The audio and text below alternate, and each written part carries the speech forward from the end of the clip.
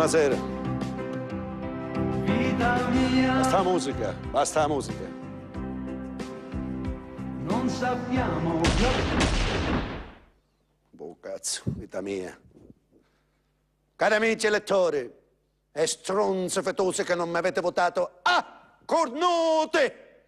Ho fatto una pensata geniale, perché il turismo è l'elemento che può darci il via per una rinascita troppo spessatamente e qualunquamente sottovalutata. Cazzo io.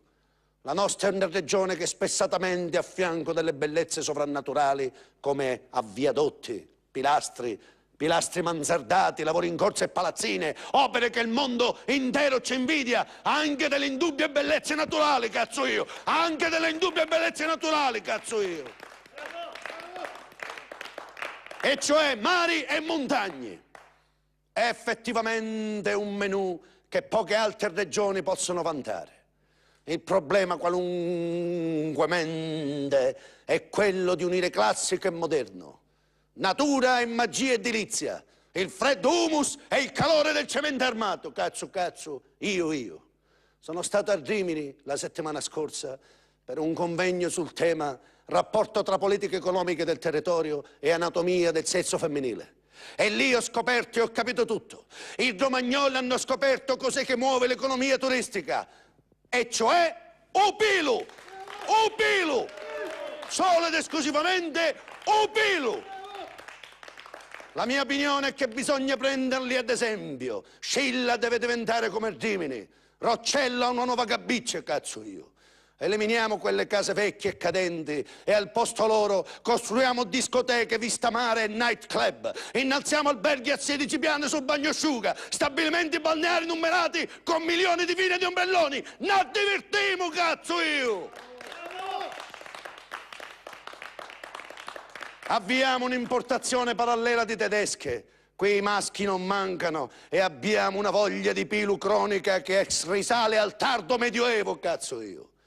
Anzi, io propongo di aprire un periodo di caccia alle straniere, magari da maggio a settembre come può pesce spada. Anche le ragazze le scegliamo giovani sotto i 25 perché sennò poi le tedesche spanzano, come troppo spesso accade alle nostre conterranee. Nel contempo pensiamo al futuro e avviamo una campagna di depilazione obbligatoria per tutto l'entroterra. Apportiamo tutte le migliorie che affettivamente e quantunquamente possono far decollare la nostra regione. Scusate, ma suono il telefono, sì. Sì, pronto, sì, caro, sì, sto facendo un comizio, sì. Sì, poi passo tu il voto, vabbè, poi passo tu il voto, sì, anche tu, 3 voti, sì, vabbè, 2 voti, sì, 2 voti, sì, 2 alla volta fanno, vabbè, fino a che non diventano dispari, vabbè, ciao. Scusate espressamente, involontariamente, era una sostenitrice accanita e esigente. Insomma, stavo dicendo, costruiamo un futuro migliore per i nostri figli, un futuro di pilu e prosperità.